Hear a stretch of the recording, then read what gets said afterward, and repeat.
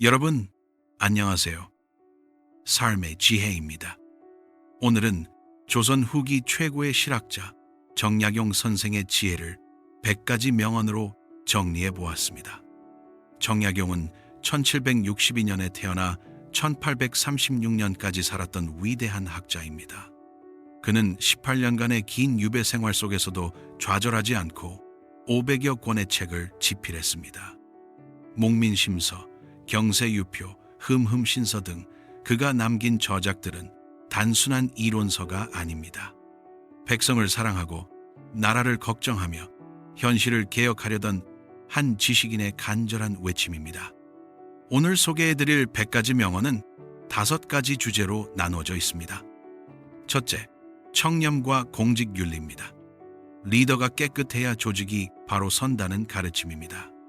둘째, 리더십과 통솔입니다. 진정으로 사람을 이끄는 방법이 무엇인지 배웁니다. 셋째, 학문과 자기개발입니다. 공부하는 방법과 자신을 수양하는 길을 알게 됩니다. 넷째, 인간관계와 처세입니다. 사람들과 어떻게 관계 맺고 살아가야 하는지 깨닫습니다. 다섯째, 민생과 백성 사랑입니다. 백성을 위하는 진정한 마음이 무엇인지 이해합니다.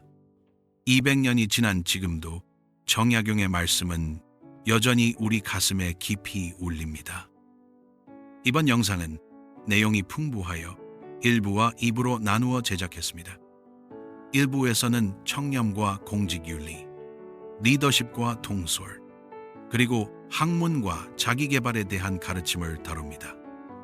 그럼 지금부터 정약용이 전하는 100가지 인생의 지혜 함께 들어보시겠습니다. 청렴이야말로 천하의 큰 장사다. 정약용이 목민심서에서 가장 강조한 것이 바로 청렴입니다. 돈을 탐하지 않는 것이 결국 가장 큰 이익을 가져온다는 뜻입니다. 단기적으로 보면 뇌물을 받는 것이 이익처럼 보입니다. 당장 돈이 생기고 편의가 생기니까요. 하지만 장기적으로 보면 어떻게 될까요? 신뢰를 잃습니다. 명예를 잃습니다. 결국 모든 것을 잃습니다. 청렴한 관리는 백성의 존경을 받습니다. 그 존경은 어떤 재물로도 살 수 없는 가치입니다. 현대 사회도 마찬가지입니다. 정직하게 사업하는 회사는 처음에는 손해보는 것 같지만 결국 소비자의 신뢰를 얻어 오래갑니다. 여러분도 당장의 작은 이익에 현혹되지 마십시오. 청렴하게, 정직하게 사십시오. 그것이 결국 가장 큰 장사입니다. 청렴은 목민관의 본무요, 모든 선의 근원이요, 모든 덕의 바탕이다. 청렴은 선택이 아닙니다. 리더의 필수 조건입니다. 목민관, 즉 백성을 다스리는 사람의 기본은 청렴입니다. 청렴하지 않으면 다른 어떤 덕목도 의미가 없습니다. 아무리 능력이 뛰어나도, 아무리 일을 잘해도 청렴하지 않으면 백성은 따르지 않습니다. 오히려 원망합니다. 반대로 청렴하기만 하면 다른 것은 부족해도 백성이 용서합니다. 청렴함은 모든 덕의 기초이기 때문입니다. 현대의 리더들을 보십시오. 실력은 출중한데 부정부패로 추락하는 사람들이 얼마나 많습니까? 청렴은 타협할 수 없는 가치입니다. 다른 것은 조금 부족해도 됩니다. 하지만 청렴만큼은 반드시 지켜야 합니다. 나라를 망하게 하는 것은 외침이 아니라 공직자의 부정부패에 의한 민심의 이반이다. 역사를 보면 알 수 있습니다. 강한 적이 쳐들어와서 망한 나라보다 내부의 부패로 무너진 나라가 더 많습니다. 외적은 막을 수 있습니다. 성을 쌓고 군사를 키우고 무기를 준비하면 됩니다. 하지만 내부의 부패는 다릅니다. 공직자들이 썩으면 백성의 마음이 떠납니다. 백성의 마음이 떠나면 아무리 강한 군대가 있어도 소용없습니다. 조선 말기를 보십시오. 일본군이 쳐들어왔을 때 왜 그렇게 쉽게 무너졌을까요? 이미 오래전부터 관리들의 부패로 백성의 마음이 나라를 떠났기 때문입니다. 회사도 마찬가지입니다. 경쟁사가 위협이 아닙니다. 내부의 부정과 비리로 직원들의 신뢰를 잃는 것이 진짜 위협입니다. 조직을 망하게 하는 것은 외부가 아니라 내부입니다. 공정하고 청렴하게 조직을 이끄십시오. 참으로 청렴함에는 청렴하다는 이름조차 없다. 진짜 청렴한 사람은 자신이 청렴하다고 말하지 않습니다. 나는 청렴하다, 나는 정직하다 라고 스스로 말하는 순간 이미 청렴이 아닙니다. 청렴한 척 하는 것입니다. 진정한 청렴은 자연스럽습니다. 뇌물을 거절하는 것이 특별한 일이 아니라 당연한 일입니다. 정직하게 행동하는 것을 굳이 자랑할 필요가 없습니다. 현대 사회를 보십시오. 나는 정직한 사업가다 라고 광고하는 사람이 실제로는 비리에 연루되는 경우가 많습니다. 청렴은 말이 아니라 행동입니다. 그리고 그 행동은 소리 없이 티나지 않게 이루어져야 합니다. 여러분도 자신의 청렴을 드러내려 하지 마십시오. 그냥 묵묵히 바르게 사십시오. 그러면 사람들이 저절로 알게 됩니다. 재물을 탐하는 마음이 생기면 백성을 사랑하는 마음이 사라진다. 탐욕과 사랑은 함께 존재할 수 없습니다. 리더의 마음에 돈에 대한 욕심이 들어오면 백성에 대한 사랑이 빠져나갑니다. 마음의 자리가 한정되어 있기 때문입니다. 재물을 탐하는 관리는 백성을 착취합니다. 세금을 더 거두고 뇌물을 받고 부정을 저지릅니다. 그 과정에서 백성은 고통받습니다. 반대로 청렴한 관리는 백성을 위합니다. 자신의 이익보다 백성의 어려움을 먼저 생각합니다. 회사의 경영자도 마찬가지입니다. 오직 이익만 생각하는 경영자는 직원을 착취합니다. 하지만 직원을 생각하는 경영자는 합리적인 이익을 추구하되 직원을 돌봅니다. 여러분의 마음속에 무엇이 자리 잡고 있습니까? 욕심입니까? 아니면 사랑입니까? 돈입니까? 아니면 사람입니까? 무엇을 선택하느냐에 따라 여러분의 삶이 결정됩니다. 뇌물을 받으면 반드시 그에 상응하는 일을 해주게 되니 이는 스스로를 파는 것이다. 뇌물은 공짜가 아닙니다. 반드시 대가를 치러야 합니다. 뇌물을 받는 순간 여러분은 더 이상 자유롭지 않습니다. 뇌물을 준 사람의 요구를 들어줘야 합니다. 설령 그것이 옳지 않은 일이라 해도 말입니다. 정약용은 이것을 스스로를 파는 것이라고 표현했습니다. 정확한 표현입니다. 뇌물은 자신의 자유와 양심을 파는 행위입니다. 처음에는 작은 뇌물입니다. 거절하기 미안한 정도의 작은 선물입니다. 하지만 한 번 받으면 두 번째는 더 쉬워집니다. 그렇게 점점 커집니다. 결국 돌이킬 수 없는 지경에 이릅니다. 양심을 팔아버린 것입니다. 절대 첫 단추를 잘못 끼우지 마십시오. 아무리 작은 뇌물이라도 거절하십시오. 한 번의 타협이 평생의 후회가 됩니다. 청렴한 관리는 백성의 소송을 들어줌에 있어 편견을 갖지 않는다. 공정함은 청렴의 또 다른 이름입니다. 부패한 관리는 돈 많은 사람 편을 듭니다. 뇌물을 받았으니까요. 가난한 백성의 억울함은 듣지도 않습니다. 하지만 청렴한 관리는 다릅니다. 부자든 가난한 사람이든 똑같이 대합니다. 오직 옳고 그름으로만 판단합니다. 법정을 생각해 보십시오. 돈 있는 사람은 좋은 변호사를 쓰고 무죄 판결을 받습니다. 돈 없는 사람은 억울하게 감옥에 갑니다. 이것이 정의입니까? 정약용은 말합니다. 진정한 정의는 편견 없는 판단이라고요. 여러분도 판단할 때 편견을 버리십시오. 상대방의 외모, 재산, 지위를 보지 말고 오직 사안 자체만 보십시오. 그것이 공정함입니다. 청렴하게 살면서도 청렴하다는 이름을 얻으려 하면 이는 청렴함을 탐하는 것이다. 청렴도 욕심내면 청렴이 아닙니다. 어떤 관리가 청렴하게 삽니다. 뇌물을 거절하고 바르게 일합니다. 좋은 일입니다. 하지만 그가 나 청렴하다는 소리를 듣고 싶어서 그렇게 한다면 어떻습니까? 이미 청렴이 아닙니다. 청렴하다는 명예를 탐하는 것입니다. 본질은 같은 탐욕입니다. 진정한 청렴은 아무도 알아주지 않아도 합니다. 칭찬받기 위해서가 아니라 그것이 옳기 때문에 합니다. SNS 시대를 보십시오. 착한 일 하나 하고 10번 자랑합니다. 기부하고 사진 찍어 올립니다. 진정한 선행입니까? 조용히 하십시오. 선한 일을 하되 드러내지 마십시오. 청렴하게 살되 청렴하다는 소리를 듣고 싶어 하지 마십시오. 그것이 진짜 청렴입니다. 재물과 보화가 가득 차 있을지라도 언제까지나 그것을 지켜낼 수는 없다. 재물은 영원하지 않습니다.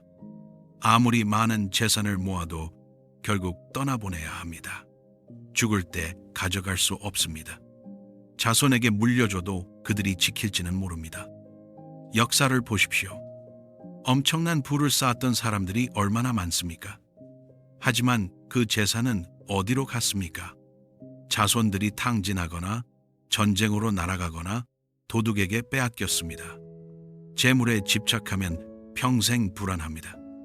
잃을까봐 두렵고 더 모으려고 애쓰고 남들이 가져갈까봐 의심합니다. 정약용은 말합니다. 재물은 적당히 가지라고요. 필요한 만큼만 있으면 된다고요. 부귀해도 교만하지 말고 높은 지위에 있어도 겸손하십시오. 스스로 화를 불러들이지 마십시오. 검소하고 겸손하게 사는 것, 그것이 재물을 지키는 길입니다. 탐욕스러운 관리 한 명이 한 고을을 망친다. 한 사람의 탐욕이 전체를 망칩니다. 고을 수령 한 사람이 욕심이 많으면 어떻게 될까요? 세금을 과도하게 거둡니다. 뇌물을 요구합니다. 부정을 저지릅니다. 그러면 백성들이 고통받습니다. 농사지어도 대부분 세금으로 빼앗기고 억울한 일을 당해도 호소할 곳이 없습니다. 결국 백성들은 고향을 떠납니다. 유민이 됩니다. 고을은 황폐해집니다. 한 사람의 탐욕 때문에 고을 전체가 망하는 것입니다. 회사도 마찬가지입니다. 부서장 한 명이 사리사욕을 채우면 그 부서 전체가 망가집니다.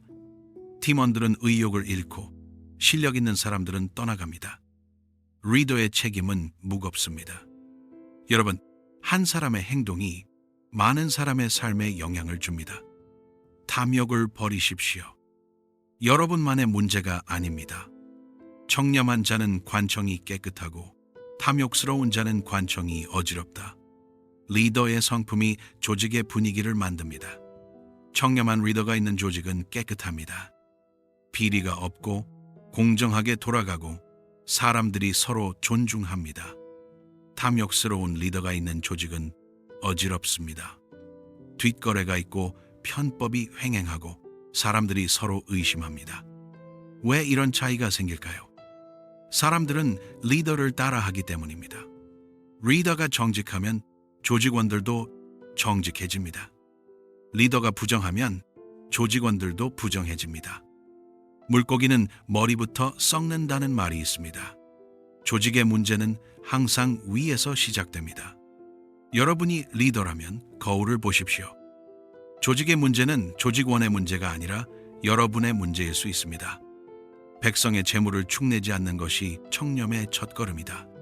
청렴의 시작은 단순합니다. 남의 것을 탐하지 않는 것입니다. 백성의 재물은 백성의 것입니다. 관리가 마음대로 가져갈 수 없습니다. 너무나 당연한 말인데 정약용 시대의 많은 관리들은 이를 지키지 않았습니다. 세금이라는 명목으로 부역이라는 이유로 온갖 핑계를 대며 백성의 재물을 빼앗았습니다. 현대 사회는 어떻습니까? 공금을 유용하는 공무원, 회사 돈을 빼돌리는 임원, 고객 돈을 횡령하는 직원들이 있습니다. 모두 같은 죄입니다. 남의 것을 탐한 것입니다. 여러분이 관리하는 돈이 있습니까? 그것이 여러분 것입니까? 회사 돈입니까? 국민 세금입니까? 명확히 구분하십시오. 한 푼도 사사로이 쓰지 마십시오. 부정한 재물은 자손에게 화가 된다. 부정하게 모은 재산은 축복이 아니라 저주입니다. 뇌물로 모은 돈, 백성을 착취해서 모은 재산, 이런 것들을 자손에게 물려주면 어떻게 될까요? 자손들은 그 돈의 출처를 압니다. 부끄러워합니다. 사람들의 손가락질을 받습니다. 심하면 재산을 몰수당하거나 벌을 받습니다. 설령 처벌을 피한다 해도 그 재산은 오래가지 못합니다. 쉽게 얻은 돈은 쉽게 나갑니다. 자손들이 낭비하고 탕진합니다. 정약용은 말합니다. 청렴하게 살아서 가난하더라도 그것이 자손에게 진짜 유산이라고요. 여러분이 자녀에게 물려줄 것은 무엇입니까? 부정한 재물입니까? 아니면 청렴한 이름입니까? 무엇이 진정한 유산인지 생각해 보십시오. 청렴한 관리는 떠날 때 백성이 눈물 흘리며 전송한다. 진정한 성공은 떠날 때 알 수 있습니다. 관리가 임기를 마치고 떠날 때 백성의 반응을 보면 그 관리가 어떤 사람이었는지 압니다. 탐욕스러운 관리가 떠나면 백성은 기뻐합니다. 드디어 해방됐다고, 이제 편해지겠다고 말합니다. 하지만 청렴한 관리가 떠나면 백성은 슬퍼합니다. 눈물을 흘리며 전송합니다. 좋은 분을 보내게 되어 안타까워합니다. 회사도 마찬가지입니다. 나쁜 상사가 떠나면 직원들은 속으로 박수칩니다. 하지만 존경받는 상사가 떠나면 진심으로 아쉬워합니다. 여러분이 어떤 자리를 떠날 때 사람들이 어떤 반응을 보일지 상상해 보십시오. 그것이 여러분의 진짜 평가입니다. 청렴하면 부끄러움이 없고 욕심이 없으면 두려움이 없다. 청렴과 무욕은 자유를 줍니다. 청렴하게 살면 부끄러울 것이 없습니다. 누가 와서 조사해도 떳떳합니다.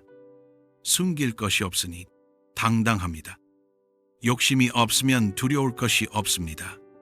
잃을 것이 없으니 누구도 나를 협박할 수 없습니다. 자유롭습니다.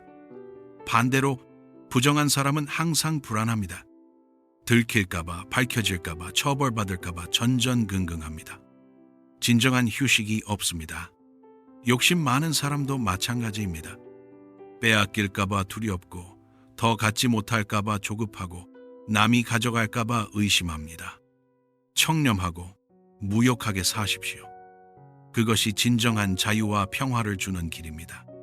관리가 청렴하면 백성이 부지런해진다. 리더의 청렴은 조직 전체를 변화시킵니다. 관리가 부패하면 백성도 게을러집니다. 아무리 열심히 일해도 관리가 착취하는데 무슨 소용입니까? 일할 의욕이 사라집니다. 하지만 관리가 청렴하면 백성은 부지런해집니다. 내가 노력한 만큼 보상받을 수 있다는 믿음이 생기니까요. 회사를 보십시오. 경영진이 부정을 저지르는 회사에서 직원들은 최선을 다하지 않습니다. 어차피 내 노력의 결실을 윗사람들이 가져갈 텐데 무슨 의미가 있겠습니까? 하지만 공정한 회사에서는 다릅니다. 내가 일한 만큼 정당하게 평가받는다면 기꺼이 최선을 다합니다. 여러분이 리더라면 청렴하십시오. 그것이 조직원들의 동기를 부여하는 가장 강력한 방법입니다. 작은 뇌물도 거절하라. 작은 것이 큰 것의 시작이다. 작은 타협이 큰 타락으로 이어집니다. 처음에는 정말 작은 것입니다. 커피 한 잔, 식사 한 끼, 작은 선물 하나입니다. 이 정도는 괜찮지 않을까 생각합니다. 하지만 정약용은 경고합니다. 작은 것이 큰 것의 시작이라고요. 한번 받으면 두 번째는 더 쉽습니다. 그리고 점점 금액이 커집니다. 나중에는 거절하고 싶어도 거절할 수 없는 지경에 이릅니다. 마약과 비슷합니다.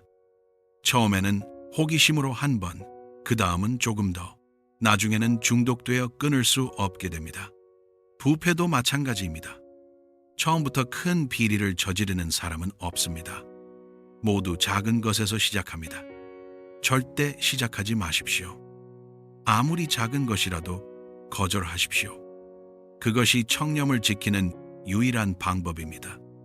청렴은 말로 가르치는 것이 아니라 행동으로 보여주는 것이다. 100번 말하는 것보다 한 번 실천이 낫습니다. 상사가 직원들에게 청렴하라고 말합니다. 회의 때마다 강조합니다. 하지만 정작 본인은 뒷돈을 받습니다. 직원들이 믿겠습니까? 자녀에게 정직하라고 가르칩니다. 하지만 부모가 거짓말하는 것을 봅니다. 세금을 속이는 것을 봅니다. 아이가 배우는 것은 말이 아니라 행동입니다. 정약용은 강조합니다.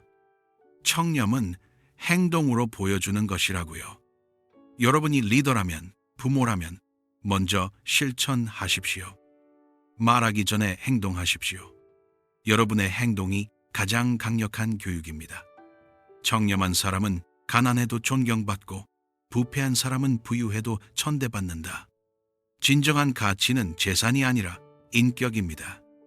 가난하지만 청렴한 관리가 있습니다. 집은 초라하고 옷은 낡았지만 사람들은 그를 존경합니다. 그의 인격을 높이 삽니다. 반대로 부유하지만 부패한 관리가 있습니다. 큰 집에 살고 좋은 옷을 입지만 사람들은 그를 경멸합니다.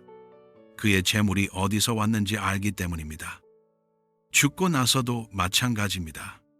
청렴한 사람은 후세의 길이 기억됩니다.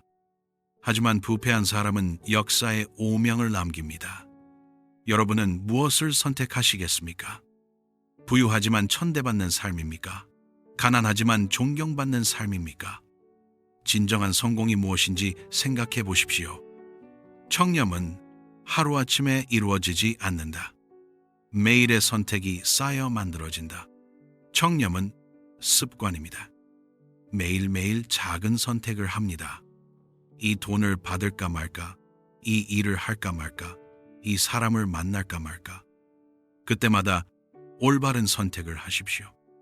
오늘 한 번, 내일 한 번, 모레 한 번 그렇게 선택이 쌓이면 습관이 됩니다. 습관이 되면 더 이상 고민하지 않습니다. 자동으로 올바른 선택을 하게 됩니다. 그것이 청렴한 사람입니다. 반대로 매번 나쁜 선택을 하면 그것도 습관이 됩니다. 부패가 일상이 됩니다. 오늘 하루만 청렴하려 하지 마십시오. 매일매일 청렴하십시오. 그것이 쌓여서 청렴한 인생이 됩니다. 청렴한 관리의 집은 청빈하지만 마음은 풍족하다. 진정한 풍요는 마음에 있습니다. 청렴한 관리의 집에는 재물이 많지 않습니다. 화려한 가구도 없고 귀한 음식도 없습니다. 겉으로 보면 가난합니다. 하지만 그의 마음은 풍족합니다. 부끄러울 것이 없고 두려울 것이 없고 후회할 것이 없습니다. 밤에 편히 잠들 수 있습니다. 부패한 관리의 집을 보십시오. 재물은 넘쳐나고 온갖 사치품으로 가득합니다. 겉으로 보면 부유합니다. 하지만 그의 마음은 가난합니다. 항상 불안하고 의심하고 두려워합니다. 밤에 악몽을 꿉니다. 진정한 풍요는 재물이 아니라 마음의 평화입니다. 청렴하게 사십시오. 그것이 진짜 부자가 되는 길입니다. 대중을 통솔하는 방법에는 오직 위엄과 신의가 있을 따름이다. 리더에게 필요한 두 가지, 위엄과 신의입니다.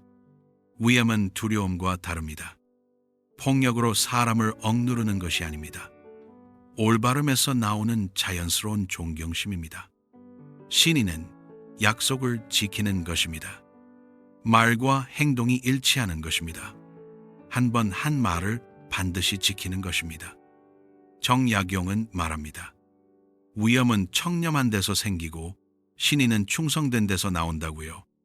청렴하지 않으면 위엄이 없습니다. 아무리 큰 소리쳐도 사람들은 속으로 비웃습니다. 하지만 청렴한 사람이 조용히 말하면 사람들이 귀 기울입니다.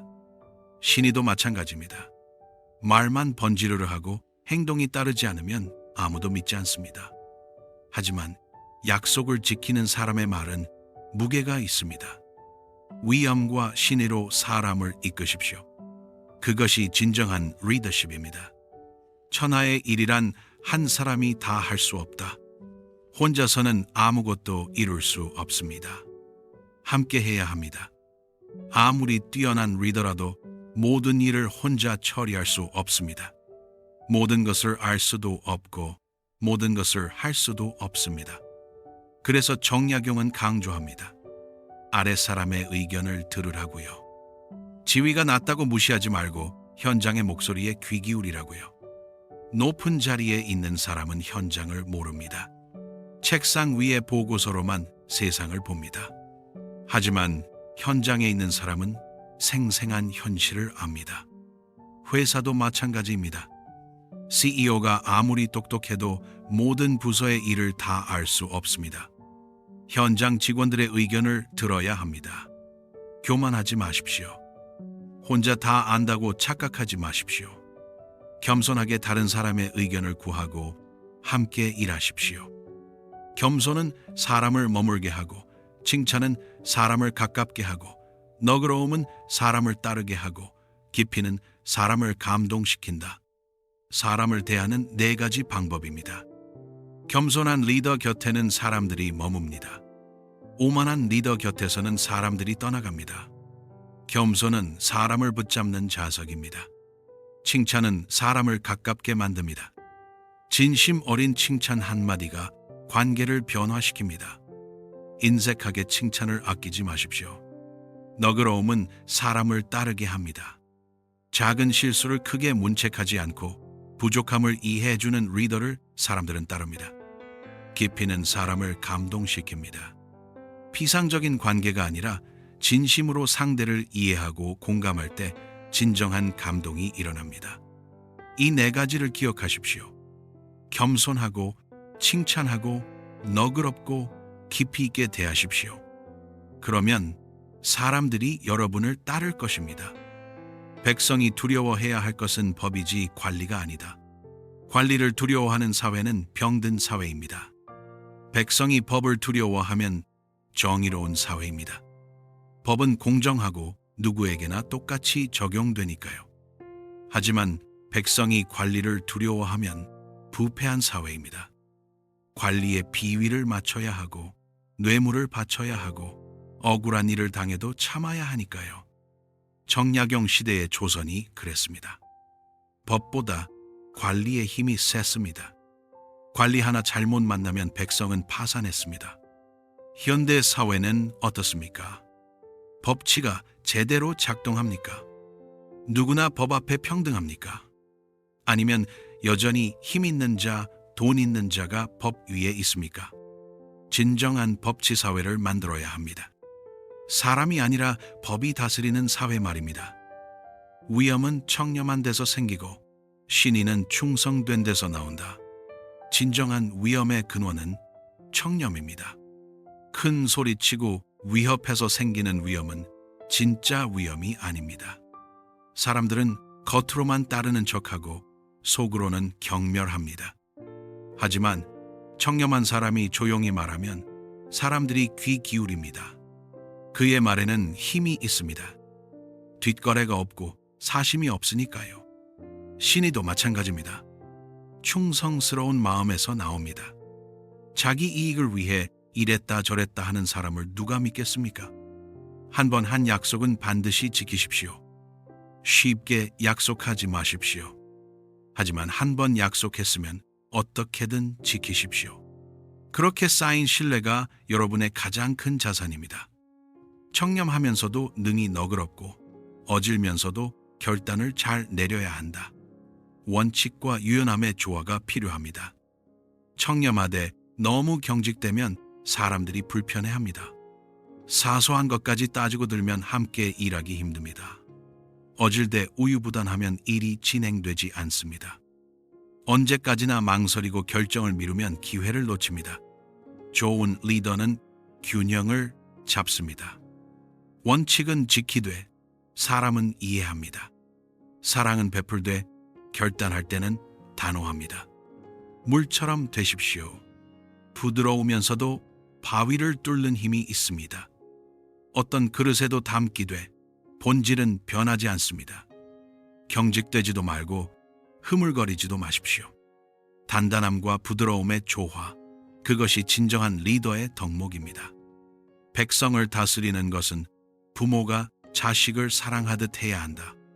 백성은 다스림의 대상이 아니라 사랑의 대상입니다. 부모는 자식을 어떻게 대합니까? 자식이 부족해도 사랑합니다. 실수해도 용서합니다. 아플 때 먼저 챙기고 배고플 때 먼저 먹입니다.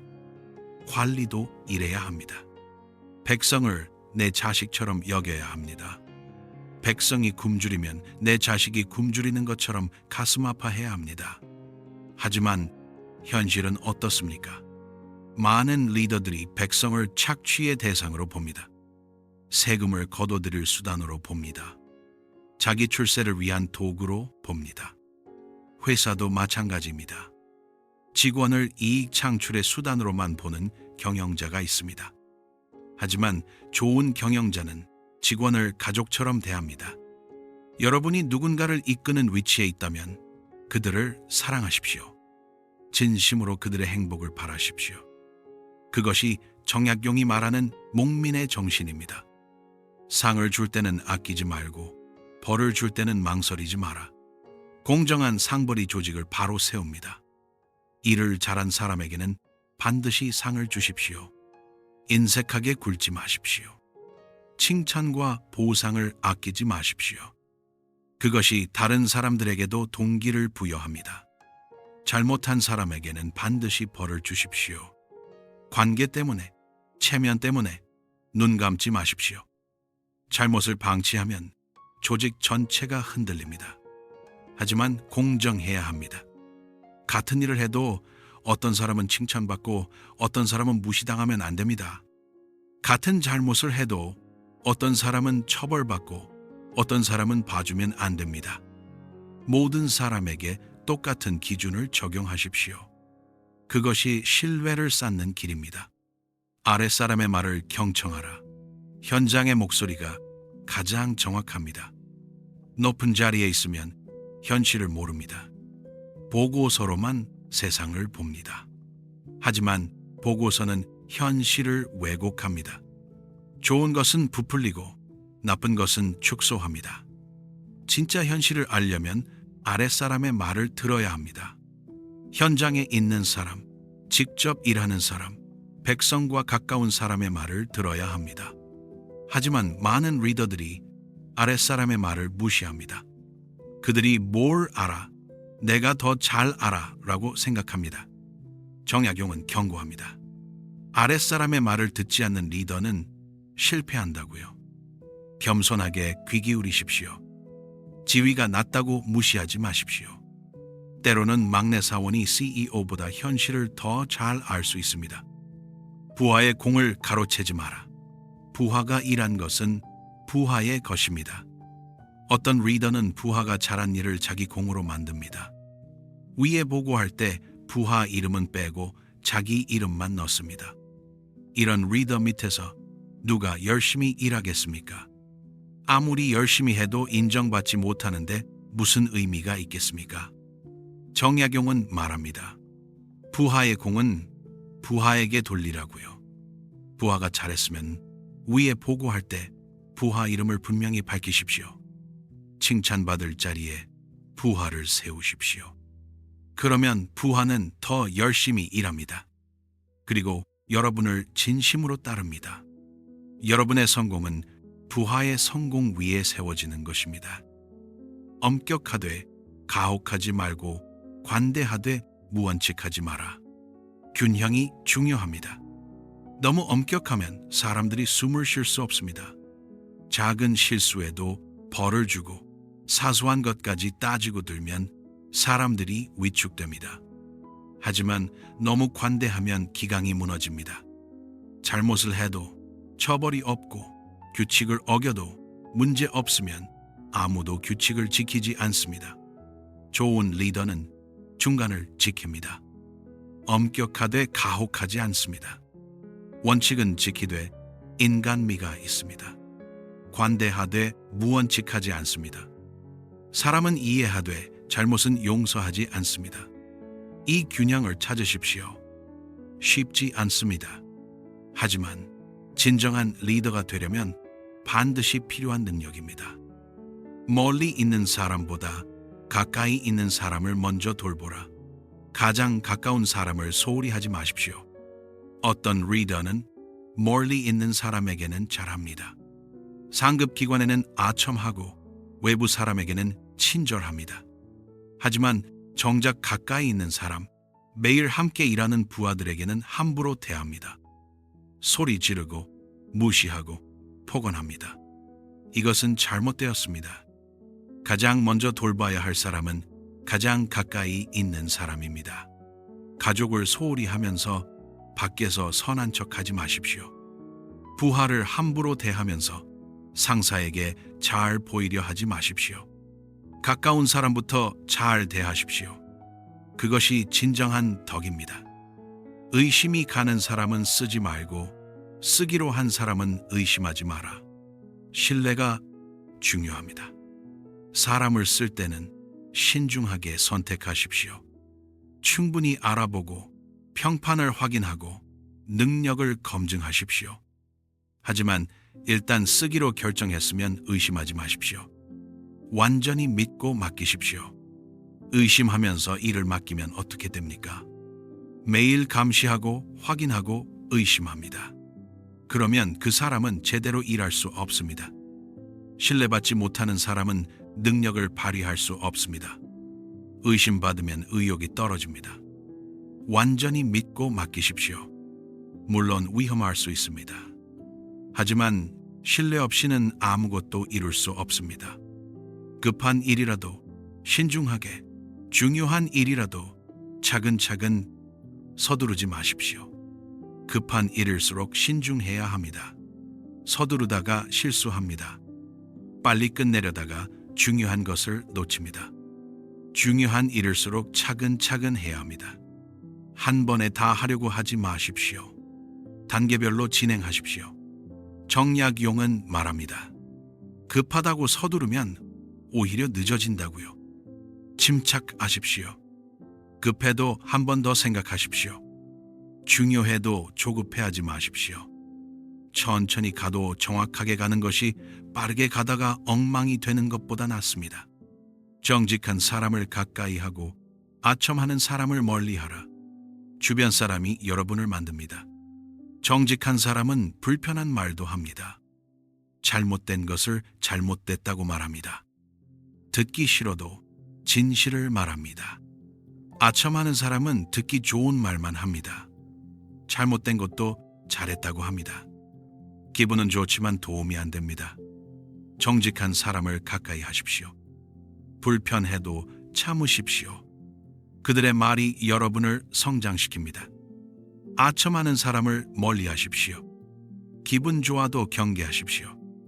그들의 말이 여러분을 망칩니다. 좋은 약은 입에 쓰다는 말이 있습니다. 진실의 말은 귀에 거슬립니다. 하지만 그것이 약입니다.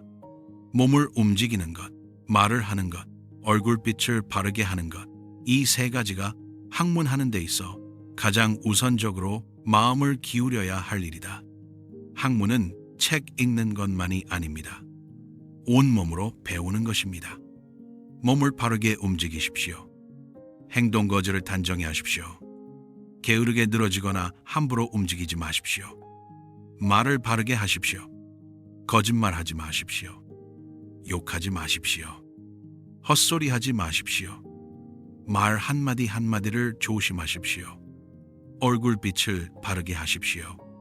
항상 찡그리거나 화난 표정을 짓지 마십시오. 온화하고 밝은 얼굴을 유지하십시오. 이 세 가지가 왜 중요할까요? 이것이 바로 수양의 기본이기 때문입니다. 아무리 많은 책을 읽어도 몸가짐이 엉망이면 진짜 학문이 아닙니다.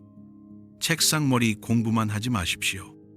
일상생활에서 몸과 말과 표정을 바르게 하십시오. 그것이 진정한 공부입니다. 책을 읽되 뜻을 궁구하라. 글자만 읽지 말고 의미를 파악하십시오. 많은 사람들이 책을 읽습니다. 하지만 진짜 읽는 것일까요?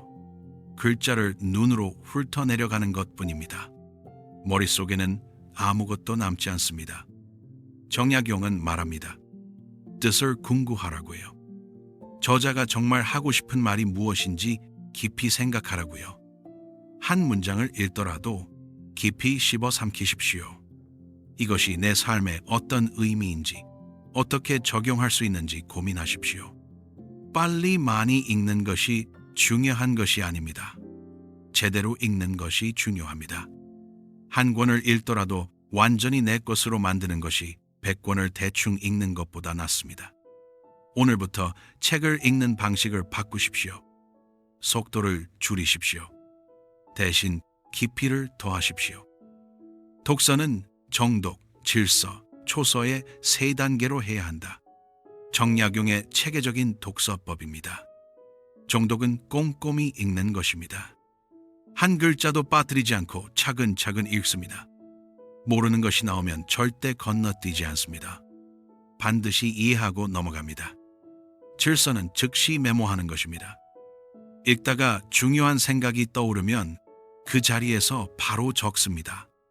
나중에 적어야지 라고 미루면 잊어버립니다. 초서는 핵심만 뽑아 재정리하는 것입니다. 메모한 내용 중에서 정말 중요한 것만 골라서 자기 언어로 다시 정리합니다. 이 3단계를 거치면 책의 내용이 완전히 내 것이 됩니다. 단순히 읽은 것이 아니라 체화된 것입니다. 여러분도 이 방법을 써보십시오. 처음에는 느리고 번거롭습니다. 하지만 이것이 진짜 독서입니다. 배움은 날마다 쌓는 것이요, 덕은 날마다 닦는 것이다. 학문과 수양은 하루아침에 이루어지지 않습니다. 벽돌 한 장 한 장 쌓듯이 지식도 하나하나 쌓아갑니다. 하루에 한 가지만 배워도 1년이면 365가지를 배웁니다. 덕도 마찬가지입니다. 매일매일 자신을 반성하고 잘못을 고치고 좋은 습관을 만들어갑니다. 어제보다 오늘 조금 더 나은 사람이 되려고 노력하십시오. 작은 발전이지만 그것이 쌓이면 큰 변화가 됩니다. 오늘은 뭘 배웠지? 오늘은 어떤 점을 개선했지? 자기 전에 스스로에게 물어보십시오. 매일 조금씩 쌓고 닦으십시오. 1년 후, 5년 후 돌아보면 엄청난 차이를 발견하게 될 것입니다. 의심나는 것을 그대로 두고 넘어가지 마라. 모르는 것을 인정하고 반드시 해결하십시오. 책을 읽다가 모르는 단어가 나옵니다. 대부분 사람들은 대충 이런 뜻이겠지 하고 넘어갑니다. 하지만 정약용은 절대 그러지 말라고 합니다. 모르면 찾아보십시오. 사전을 찾아보고 선생님께 물어보고 관련 책을 더 읽어보십시오. 완전히 이해할 때까지 넘어가지 마십시오. 이것이 정독입니다. 느리지만 확실합니다. 100권을 대충 읽는 것보다 10권을 완벽하게 읽는 것이 낫습니다. 현대인들은 빨리 읽기를 좋아합니다. 속독을 배우고 요약본을 찾고 핵심만 발췌한 것을 읽습니다. 효율적일 수 있지만 깊이가 없습니다. 의심이 들면 멈추십시오. 해결하고 넘어가십시오. 그것이 진짜 공부입니다. 생각이 떠오르면 즉시 기록하라. 떠오른 생각은 즉시 적지 않으면 사라집니다. 샤워하다가 걷다가 자기 직전에 좋은 아이디어가 떠오를 때가 있습니다. 이거 좋은데 나중에 적어야지 하고 넘어갑니다. 하지만 나중에는 기억나지 않습니다. 아까 뭐였더라? 분명 좋은 생각이었는데 후회만 남습니다. 정약용은 강조합니다. 즉시 적으라고요. 그 자리에서 바로 메모하라고요. 침대 옆에 노트를 두십시오. 스마트폰 메모장을 활용하십시오. 어디서든 메모할 수 있게 준비하십시오. 좋은 생각은 다시 오지 않습니다. 그 순간을 놓치면 영원히 사라집니다. 메모하는 습관을 들이십시오. 핵심만 뽑아서 다시 정리하라. 메모한 것을 그대로 두면 쓸모없습니다. 메모를 많이 했습니다. 좋습니다. 하지만 그것을 정리하지 않으면 나중에 찾을 수가 없습니다. 어디에 적었는지도 모르고 무슨 내용이었는지도 헷갈립니다. 정약용은 초서를 강조합니다. 메모한 것 중에서 정말 중요한 것만 골라서 자기 언어로 다시 정리하는 것입니다. 일주일에 한 번 또는 한 달에 한 번 메모를 정리하는 시간을 가지십시오.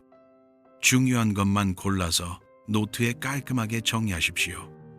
이 과정에서 한 번 더 생각하게 됩니다. 한 번 더 배우게 됩니다. 그리고 나중에 찾기도 쉽습니다. 정독으로 배우고 질서로 기록하고 초서로 정리하십시오. 이것이 정약용의 독서법입니다. 학문에는 왕도가 없다. 지름길을 찾지 마십시오. 쉽고 빠른 방법을 원합니다. 한 달 만에 영어 마스터, 일주일 만에 프로그래밍 정복, 이런 광고에 현혹됩니다. 하지만 진짜 실력은 그렇게 쌓이지 않습니다. 시간이 필요합니다. 땀이 필요합니다. 인내가 필요합니다. 정약용 자신도 평생 공부했습니다. 18년 유배 기간 동안 하루도 쉬지 않고 책을 읽고 글을 썼습니다. 그렇게 해서 위대한 학자가 되었습니다. 요즘 사람들은 너무 쉽게 포기합니다. 조금 해보다가 어려우면 그만둡니다. 빨리 결과가 나오지 않으면 흥미를 잃습니다. 왕도는 없습니다. 꾸준히, 성실히 한 걸음씩 나아가는 것만이 유일한 길입니다.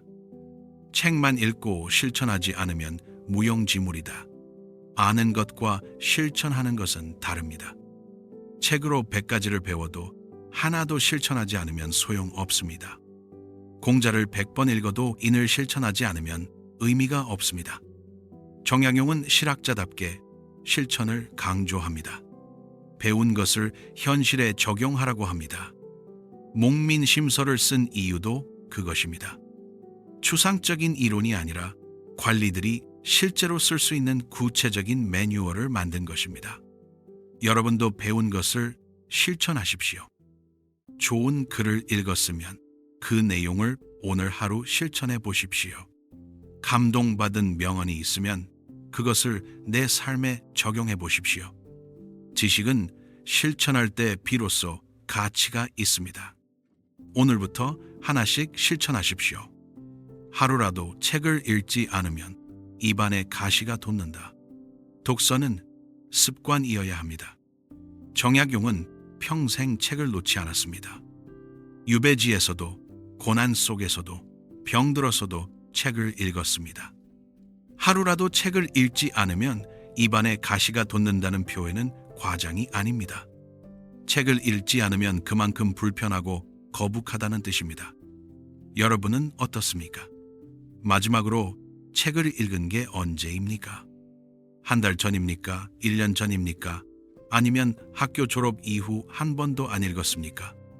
바쁘다는 핑계를 대지 마십시오. 하루 10분, 아니 5분이라도 시간을 내십시오. 잠자기 전 딱 한 페이지만이라도 읽으십시오. 매일 조금씩 읽다 보면 습관이 됩니다. 독서가 일상이 됩니다. 그리고 그것이 여러분을 성장시킵니다. 벗을 가까이 하되 함부로 사귀지 마라. 지금까지 우리는 청렴과 공직윤리, 리더십과 통솔, 학문과 자기개발에 대한 정약용의 가르침을 살펴보았습니다. 청렴한 리더의 중요성, 진정한 리더십이 무엇인지, 그리고 끊임없이 배우고 성장하는 삶의 가치를 배웠습니다. 2부에서는 더욱 실용적인 내용이 기다리고 있습니다. 인간 관계를 맺는 지혜, 세상을 살아가는 처세술, 그리고 백성을 사랑하는 진정한 마음에 대해 배우게 됩니다. 정약용의 가르침은 200년이 지난 지금도 우리 삶에 큰 울림을 줍니다. 2부도 꼭 시청해 주시기 바랍니다. 구독과 좋아요, 알림 설정 부탁드립니다. 2부에서 다시 만나 뵙겠습니다. 삶의 지혜였습니다. 감사합니다.